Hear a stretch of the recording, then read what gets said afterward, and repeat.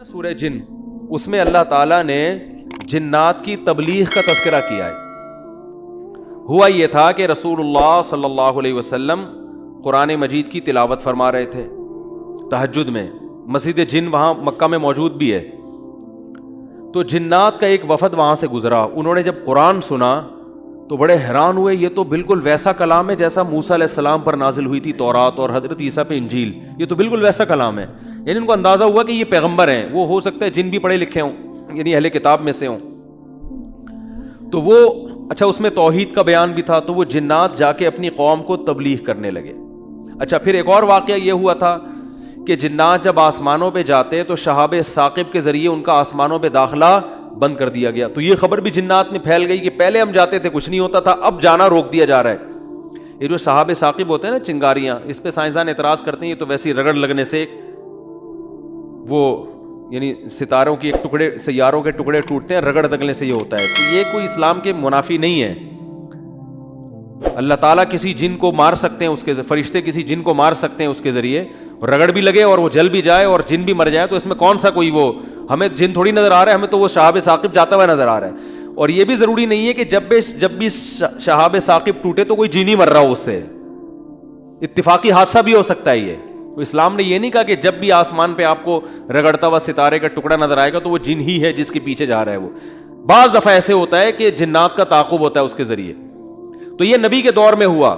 اور اس کی دلیل یہ ہے کہ جب قرآن کی آیتیں نازل ہوئی نا کہ جنات نے کہا کہ ہم جب جاتے ہیں تو شہاب ثاقب آتا ہے, تو اس پر کسی مشرک نے اعتراض نہیں کیا کہ یہ تو پہلے بھی آ رہے تھے, اب تھوڑی آ رہے ہیں, کوئی نیا واقعہ تھوڑی ہے, یہ تو پہلے بھی آ رہے ہیں. تو جنات نے یہ کہا کہ ہم نے دیکھا ہے کہ ہمارا اوپر داخلہ بھی کیا ہو گیا, منع ہو گیا. تو دنیا میں کوئی بڑا واقعہ ہوا, تو واقعہ انہوں نے دیکھا کہ بھائی یہ قرآن نازل ہو رہا ہے اور یہ کوئی دنیا میں نیا مذہب آیا ہے اور یہ پیغمبر ہیں. تو انہوں نے جا کے اپنی قوم کو تبلیغ کی, جس کا سورہ جن میں تذکرہ ہے. تو تبلیغ میں انہوں نے یہ الفاظ کیے کہ وَأَنَّا لَمَسْنَا السَّمَاءَ فَوَجَدْنَاهَا مُلِئَتْ حَرَسًا شَدِيدًا وَشُهُبًا. ہم پہلے کی طرح جب آسمانوں پہ جاتے ہیں تو ہم اس میں پہرے دیکھ رہے ہیں اور شہاب ہے, پتھر ہیں جن سے ہمارا تعاقب ہو رہا ہے. تو یہ کچھ کام ہوا ہے. آگے کیا کہتے ہیں, اِنَّا لَا نَدْرِي, ہمیں نہیں پتا. یہ جو دنیا میں عجیب سا کام ہوا ہے نا, لا ندری, ہمیں معلوم نہیں ہے. اشر ارید بمن فی الارض, کہ جو لوگ زمین میں رہتے ہیں ان کے ساتھ برائی یعنی شر کا ارادہ کیا گیا ہے. ام اراد بہم ربہم رشدا, یا اہل زمین کے جو رب ہیں اس رب نے ان کے ساتھ خیر کا ارادہ کیا ہے. آپ کا آئی کیو لیول اگر اچھا ہوتا تو مزہ آ جاتا. آپ ترجمے سے بات سمجھ میں آئی؟ وہ کیا کہہ رہے ہیں, ہمیں نہیں پتہ یہ جو نیا واقعہ ہوا ہے, اہل زمین کے ساتھ برائی کا ارادہ کیا گیا ہے, پیسو وائس, فعل مجہول, یا اللہ نے ان کے ساتھ خیر کا ارادہ کیا ہے. بھائی یہ بھی کہہ سکتے تھے کہ ہمیں نہیں پتہ کہ اللہ نے ان کے ساتھ خیر کا ارادہ کیا یا شر کا ارادہ کیا ہے. شر اور خیر دونوں کی نسبت کس کی طرف کرتے؟ اللہ کی طرف, کہ پتہ نہیں اللہ اب انسانوں سے اچھا چاہ رہا ہے یا کوئی عذاب آنے والا ہے یا کوئی کچھ اچھا ہونے والا ہے, ہمیں نہیں پتا لیکن کچھ ہونے والا ہے. نہیں آ رہی بات؟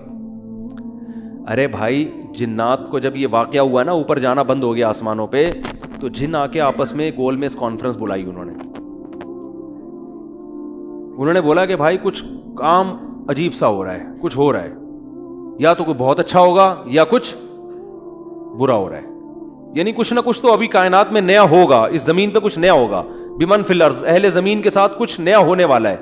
اب یہ نہیں پتا کہ اچھا ہونے والا ہے یا برا, تو یا تو دونوں میں اللہ کا نام نہ لیتے, یہ کہتے ہمیں نہیں پتا اچھا ہونے والا ہے یا برا ہونے والا, یا اگر اللہ کی طرف نسبت کرنی تھی تو یہ کہتے ہمیں نہیں پتا کہ اللہ اچھا کرے گا یا اللہ ان کے ساتھ کیا کرے گا, برا کرے گا. بھائی جو بھی کرے گا اللہ ہی کرے گا نا. یا تو اللہ کی طرف منسوب کرو اچھائی کو بھی اور برائی کو بھی, کہ ہمیں نہیں پتا کہ اللہ نے جو آسمان میں پہرے لگا دیے ہیں تو اب اللہ کا ارادہ ہے کہ اہل زمین کے ساتھ کچھ بہت اچھا کرے گا یا اللہ ان کو سزا دے گا, کوئی برا ہوگا ان کے ساتھ. لیکن جنات کا انداز دیکھو, وہ کہہ رہے ہیں جب برائی کی بات آئی تو اللہ کا نام درمیان سے غائب کر دیا. اشر اریدا, اریدا جو میرے تفسیر کے لیکچر سن رہے ہیں نا اسپیچز چینل پہ, ان کو پتہ ہے اریدا اکریما کی طرح ہے، پیسو وائس، ارادہ کیا گیا ہے. کس نے کیا یہ نہیں بتا رہے، کیا تو اللہ نہیں ہے. برائی کا ارادہ کیا گیا ہے زمین والوں کے ساتھ یا اللہ نے اچھائی کا ارادہ کیا ہے؟ اب آئی سمجھ میں؟ اب بھی اگر نہیں سمجھ میں آیا تو آئی کیو لیس لوگ ہیں آپ لوگ. پھر وہی پہلی ہے کہ وہ جو سیٹھ صاحب تھے نا، بے وقوف تھے، اپنے شاگرد سے کہہ رہے ہیں، اپنے ملازم سے، کہ ایسی پہیلی پوچھ کہ اس کا جواب میں بتا سکوں، ورنہ بے عزتی ہو جائے گی نا. اور اگر نہیں بتایا نا میں نے اس پہیلی کا جواب تو میں تجھے چھوڑوں گا نہیں، تیری گردن اڑا دوں گا میں. اب پہلی پوچھ لیکن آسان، تاکہ میری عزت بھی ہو جائے کہ بھائی سیٹھ نے پہلی کا جواب دیا ہے. جب جواب دوں گا عزت ہوگی، بھائی بڑے ذہین ہیں آپ. تو آہستہ سے اس کو کان میں کہہ دیا کہ ایسی پوچھنا کہ مجھے جواب اس کا آ بھی جائے، اتنی مشکل نہ ہو. اب یہ جو ملازم تھا نا، یہ گرو کہتے ہیں نا اس کو، گرو کہتے ہیں کیا چیلا کہتے ہیں، چیلا یا چیلا. بچہ بڑا ہوشیار ہے ماشاء اللہ. چیلا. تو وہ چیلا کے اب سوچنے لگا کہ یار ایسی پہلی پوچھو کہ بہت آسان ہو. اب اس نے پہلی سوچ کے آیا. سرائکی میں یہ لطیفہ ہے اصل میں، دیکھو ہک چانٹ مرے سا سدھا تھیا ویسے، یہ میں نے ایک لفظ سیکھا ہے ابھی سرائکی کا. اب کسی کا مطلب نہ پوچھنا، وہ چماٹ لگا دے گا آپ کو کھینچ کے. دیکھو ہک چانٹ مرے سا سدھا تھیا ویسے، ٹھیک ہے نا. تو یہ کسی سے کہنا نہیں، ورنہ کوئی گارنٹی نہیں ہے، ٹھیک ہے نا. تو وہ جو تھا نا، اس میں اس نے پہلی سوچی. اس نے کہا حضور، اب مجھے پوری سرائکی تو آتی نہیں نا، وہ ہمارے حضرت سرائکی میں سناتے تھے یہ لطیفہ، وہ مزہ سرائکی میں ہی ہے. خیر، ہک مخلوق ہے، پونچھ گھمیندی ہے، چولہے کے گرد گھومدی ہے تے میاؤں میاؤں کرندی ہے بھائی. پونچھ بلی ہے نا، سب کو پتا ہے بھائی، اور چولہے کے گرد اکثر گھومتی ہے. اور آخر میں کمبخت نے یہ بھی بتا دیا کہ میاؤں میاؤں کرندی ہے، کہ یار ایسا نہ ہو یہ کوئی شیر اور چیتا کو لے آئے. اب یہ کھوپڑی اس کی کام نہیں کر رہی نا، آئی کیوں. اب یہ گھنٹہ بیٹھ کے سوچ کے کہتا ہے یار کس مصیبت، کہہ رہے ککیڑ مرغا نا. اب یہ جو چیلا تھا نا، اس نے بولا اگر میں نے بول دیا نا کہ یہ غلط ہے تو میری تو ایسی کی تیسی. اور یہ تھا ڈیڑھ ہوشیار. یہ اگر یہ کہہ دیتا کہ جی یہ جو ہے کیا نام ہے صحیح جواب دیا، تو اس کو یہ شبہ تھا کہ جو میرا گرو ہے وہ کہے گا کہ یہ شاید 2 نمبری کر رہا ہے. تو اس نے بڑی چالاکی سے کام کیا. اس نے بولا حضور لگتا ہے کسی نے دسیا ہے، یعنی اتنی مشکل پہلی میں نے پوچھی تھی اور آپ نے بالکل درست جواب دیا، یہ کسی نے یقیناً آپ کو بتایا ہے. تو جواب کہتے ہیں نہیں، عقل جی دوڑ ہے. عقل کی دوڑ ہے بھائی، ادھر کیا ہے یہ عقل جی دوڑ ہے. ہمارے ادھر ایسی پڑھتے تھے، عقل جی دوڑ ہے، عقل کی دوڑ ہے بھائی یہ. تو میں نے اتنی ڈیٹیل میں آپ کو بتایا، اب بھی سمجھ میں نہیں آ رہا کہ جنات کیا کہہ رہے ہیں. انا لا ندری، ہمیں نہیں پتا، اشر ارید بمن فی الارض، کے زمین والوں کے ساتھ شر کا ارادہ کیا گیا ہے، ام اراد بہم ربہم رشدا، یا رب نے خیر کا ارادہ کر لیا ہے. تو کتنی تمیز ہے جنات میں ہے بھائی. حالانکہ شر کا ارادہ بھی اگر کیا ہے تو اللہ نے کیا ہے، خیر کا ارادہ بھی کیا ہے تو کس نے. لیکن قرآن جنات کے ان الفاظ کو نقل کر کے، قرآن نا سمندر ہے، بہت سارے مضامین قرآن میں ہوتے ہیں، ایک ایک آیت میں بہت ساری چیزیں نکل رہی ہوتی ہیں. تو یہاں یہ جہاں یہ بات ثابت ہو رہی ہے، تبھی تو فقہاء نے بیان کیا نا کہ قرآن اور حدیث سے استدلال 4 طریقوں سے ہوتا ہے: عبارت النص، اشارت النص، اقتضاء النص اور دلالت النص. 4 طریقے ہیں جہاں سے فقہاء قرآن و سنت سے مسائل نکالتے ہیں، جو اصول فقہ میں پڑھائے جاتے ہیں. جو آج کل جو نئے محقق آ رہے ہیں نا مارکیٹ میں، انہوں نے ان میں سے کوئی اصول بھی نہیں پڑھا ہوتا. تو اس سے ہی بھی پتہ چل رہا ہے قرآن تمیز بھی سکھا رہا ہے ہمیں کہ جنات سے تمیز سیکھ لو. ہمیشہ شر کی نسبت اپنی طرف کرو، صحیح ہے نا. میری وجہ سے ایسا ہوا، یہ ساری خرابی کس کی وجہ سے ہوئی ہے؟ میری وجہ سے ہوئی ہے بھائی. میری کوئی کوتاہی ہے جس کی وجہ سے شکست ہوئی ہے. جیسے غزوہ احد میں شکست ہوئی تو صحابہ نے تو اپنے آپ کو جھونک دیا تھا, شکست ہو گئی تو قرآن نے کیا کہا, تمہاری وجہ سے ہوئی ہے, ٹھیک ہے نا, تم نے پیغمبر کی اس معاملے میں اطاعت نہیں کی. صحابہ نے یہ نہیں کہا واہ ہم مدینہ چھوڑ کر آ گئے پیغمبر کے لیے, ہے بھائی اتنے ساری ہم نے قربانیاں دے دیں اور اسباب کی دنیا میں کامیابی کی امید نہیں تھی, پھر بھی ہم نے اپنے آپ کو میدان جنگ میں لے جا کے جھونک دیا. اب ایک گھاٹی پہ اگر 50 آدمیوں کے میں سے چند لوگوں نے اگر امیر کی اطاعت نہیں کی تو اس کی ہم سب کو اتنی بڑی سزا مل رہی ہے. دوسرے کوتاہی تو انہوں نے کی ہے اور قرآن کہہ رہے کہ تم نے کی ہے, سب کی طرف نسبت کیوں کی جا رہی ہے؟ صحابہ نے ایسا کوئی لفظ زبان سے نہیں نکالا, کچھ بھی نہیں نکالا صحابہ. اے اللہ ہماری غلطی ہے, ہم استغفار کرتے ہیں, آئندہ یہ کوتاہی نہیں ہوگی. کیسا کامیابی کے اصول ہیں یہ. تو بھائی دیکھو دنیا میں آپ کو اللہ کی مان کے چلنا ہے, آخرت میں پھر اللہ آپ کی مان کے چلے گا, سمجھ رہے ہو نا.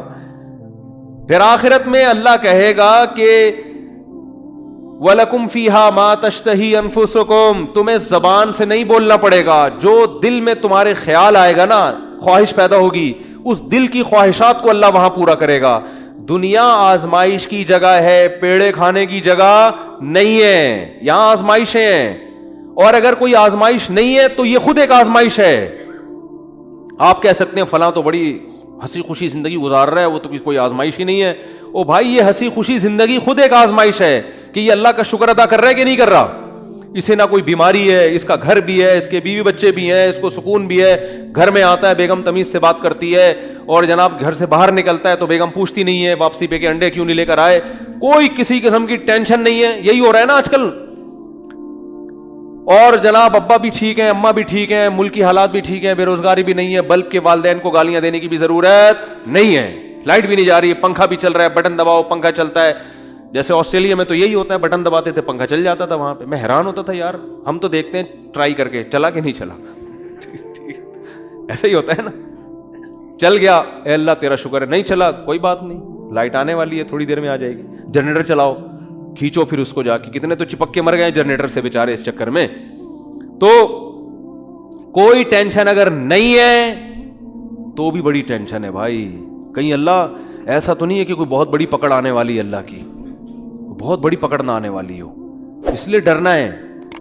تبھی کہتے ہیں نا الایمان بین الخوف والرجاء, خوف اور امید کے درمیان ہے ایمان. اللہ کی نعمتوں پہ خوش بھی ہونا ہے لیکن خوف کے ساتھ, اترانا نہیں ہے, خوف کے ساتھ. یار اللہ نے مجھے گاڑی بھی دے دی, گھر بھی دے دیا, بیوی بچے بھی دے دیے, روزگار بھی اچھا ہے, صحت بھی اچھی ہے, سب کچھ ہی مجھے مل گیا, تو کہیں یہ استدراج نہ ہو, اللہ کی طرف سے ڈھیل نہ ہو, کیونکہ فرعون کو بھی سب کچھ مل گیا تھا. صحابہ میں تو ایسا بھی ہوتا تھا جب ان کے سامنے اچھے مرغن کھانے آتے رونا شروع کر دیتے. کہیں ایسا تو نہیں ہے کہ ہم نے نبی کا جو ساتھ دیا تو اللہ تعالیٰ نے ہمیں ہمارے اعمال کا بدلہ کہیں دنیا میں ہی تو نہیں دے دیا, ایسا تو نہیں آخرت میں نہیں ملے گا, اس سے ڈر جاتے تھے وہ. اور آج ہماری حال دیکھو, ہماری حالت دیکھو, خوشی ملتی ہے تو اترانے لگتے ہیں, دوسروں کو نیچا دکھانے لگتے ہیں, اور ایسے سمجھتے ہیں ہم سے بڑا فنٹر دنیا میں کوئی ہے ہی نہیں, اور اعمال سے پیچھے ہٹ جاتے ہیں. خوشی ملی ہے نا تو اعمال سے کیا ہو جاتے ہیں, پیچھے, اور غم ہوتا ہے تو واویلا کرنا شروع کر دیتے ہیں. جیسے قرآن نے کہا ان الانسان خلق ہلوعا اذا مسہ الشر جزوعا واذا مسہ الخیر منوعا, کہ انسان کو جب شر پہنچتا ہے جزوعا, جزا فضا شروع کر دیتا ہے, واویلا, ہائے میرے رب نے یہ کر دیا, ہائے میرے اللہ نے یہ کر دیا میرے ساتھ, میں ہی ملا تھا اب ٹینشن دینے کے لیے. اور جب خوشیاں ملتی ہیں منوعا, اللہ فرماتے ہیں کنجوس بن جاتا ہے, میرا مال میں خرچ نہیں کروں گا, میں غریبوں کا خیال نہیں کروں گا, میرا پیسہ ہے, میری محنت ہے. تو کہیں الا المصلین, فرمایا کچھ لوگ ہیں جو معتدل ہوتے ہیں کہ جب غم پہنچتا ہے تو صبر کرتے ہیں, خوشی پہنچتی ہے تو اللہ کی اطاعت میں اور زیادہ بڑھ جاتے ہیں. اور وہ کون لوگ ہیں, الا المصلین الذین هم علی صلاتهم دائمون, وہ نمازی جو اپنی نمازوں کی حفاظت کرتے ہیں, اور والذین هم من عذاب ربهم مشفقون, آخرت کا سوچ سوچ کے ڈرتے رہتے ہیں. لفروجہم حافظون, اپنی شرمگاہوں کی حفاظت کرتے ہیں. الا علی ازواجہم او ما ملکت ایمانہم, سوائے اپنی بیویوں کے کسی اور کے پاس نہیں جاتے. لاماناتہم وعہدہم راعون, اپنے ایگریمنٹ کے پابند ہوتے ہیں, کسی کو زبان دے کے پیچھے نہیں ہٹتے معاہدوں کے. تو اللہ نے جو خوف دن کے دل میں نا ان کی یہ صفات بیان کی ہیں, فرمایا یہ نارمل لوگ ہوتے ہیں, یہ کیا ہوتے ہیں؟ نارمل. آج کسی نے بتایا کہ وہاں ایک افغانی آئے ہوئے تھے, وہ کہنے لگے کہ ہم نے وہاں امریکیوں کو دیکھا ہے کہ جب ان کی لڑائی ہوتی تھی نا وہاں افغانستان میں, تو ادھر افغانی جب شہید ہوتے ہیں تو ان کے دوسرے جو بھائی ہیں نا وہ صبر کرتے ہیں, بھائی شہید ہو گئے, اللہ تعالیٰ اس کے درجات بلند کرے. انہوں نے کہا کہ جب کوئی امریکی قتل ہوتا ہے تو چیخ چیخ کے رو رہے ہوتے ہیں فوجی. تو یہ ایک اسلام کا ایک صاف نظر آتا ہے کہ مسلمان غم کیسے جھیلتا ہے, اور جس کا آخرت پر ایمان نہیں ہے, حالانکہ ان کی فوج میں موٹیویشنل اسپیکر بہت ہوتے ہیں جو ان کو موٹیویٹ کرتے رہتے ہیں ملک, لیکن وہ کہتے ہیں ذرا سا زخم ہوتا ہے ایسا چیختے ہیں. ہمارے ہاں بچے بھی ایسے نہیں روتے جیسے فوجی رو رہے ہوتے ہیں, ایسا چیخ رہے ہوتے ہیں اور ایسا ایک دوسرے کے گلے مل رہے ہوتے ہیں, یار تیری ٹانگ ٹوٹ گئی, ہاں ہاں ہاں. وہ تو ایسے کئی لوگوں نے بتایا جو بھی آتے رہتے ہیں نا وہاں سے آنا, جو افغانی تو آتے ہیں یہاں تجارت کے لیے, تو کہتے ہیں ہم جب دیکھتے ہیں نا اس طرح کہیں لڑائی ہو رہی ہو افغانیوں میں اور ان میں جو آپس میں لڑائی ہو رہی ہے, تو اس میں یہ منظر ہمیں دیکھنے کو ملتا ہے کہ وہ چیخ رہے ہوتے ہیں اور جب ان کے زخم ہوتے ہیں تو کچھ بھی نہیں, آرام سے بیٹھے ہیں, تھوڑا کرا رہے ہیں بس, اور کچھ نہیں. یہی حال میتوں پہ بھی ہے. آپ دیکھ لو, دیندار اگر واقعی دیندار ہے وہ میت پہ چیخو پکار نہیں کرتے.